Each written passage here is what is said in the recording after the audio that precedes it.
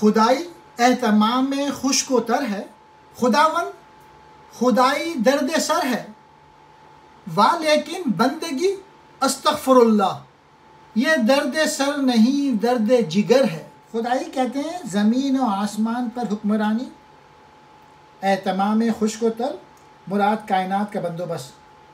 خدائی یہی کائنات کا نظام چلانا،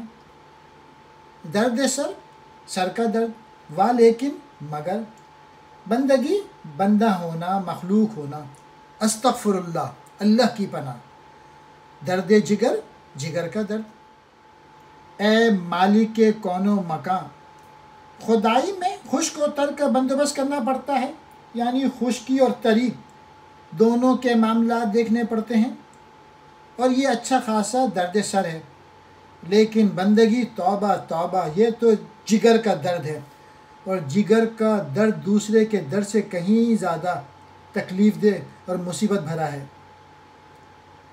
اے مالک دو جہاں اللہ تعالیٰ، بے شک یہ حقیقت اپنی جگہ درست صحیح کہ پوری کائنات میں خشک و تر کا اہتمام تیرے لیے درد سر کی حیثیت رکھتا ہوگا، لیکن میں جو تیرا حقیقی بندہ ہوں، اس کے لیے بندگی کی جو ذمہ داریاں ہیں ان کو بروئے کار لانا تو درد جگر سے کم نہیں، جو درد سر سے بھی زیادہ تکلیف دہ ہے۔